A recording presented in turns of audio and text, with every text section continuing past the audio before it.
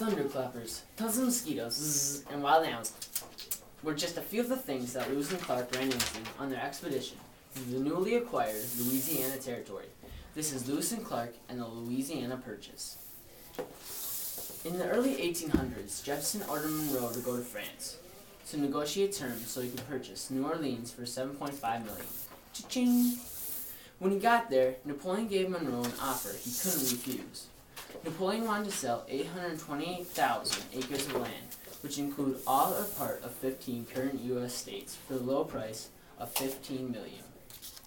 Napoleon did this because his previous plans of having slave farms in the area had been spoiled by a slave rebellion in the French Caribbean, the land that is now Haiti.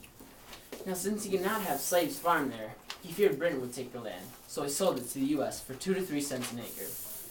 Even though not many could refuse this deal, many people still opposed this. Politicians in the East feared they would be outvoted by the West.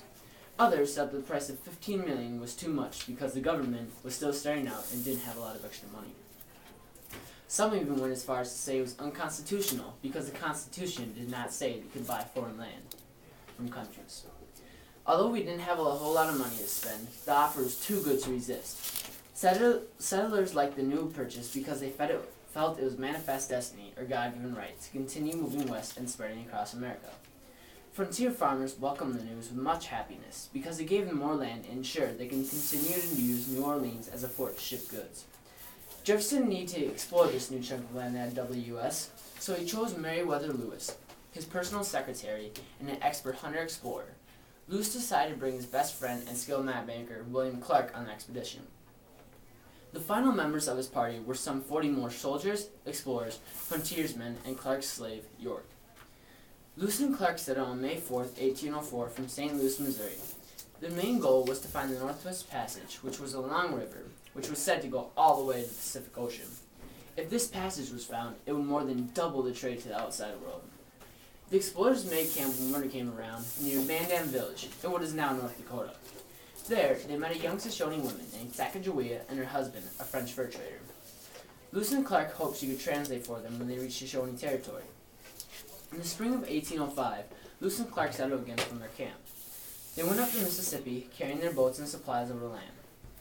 In late summer, the group finally saw the silhouetted peaks of the Rocky Mountains. The explorers needed to cross the mountains before it started to snow, which would block off all the routes, and in order to do that, they would need horses.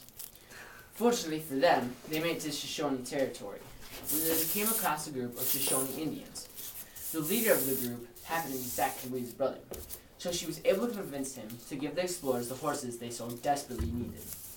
The explorers then proceeded to make it past the Rockies, but their spirits were down and it didn't look good for them.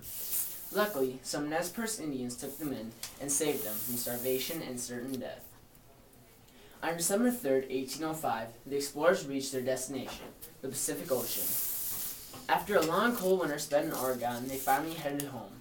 2 years and 4 months after setting out to do what most thought impossible, Lewis and Clark's expedition returned home to St. Louis. Yay!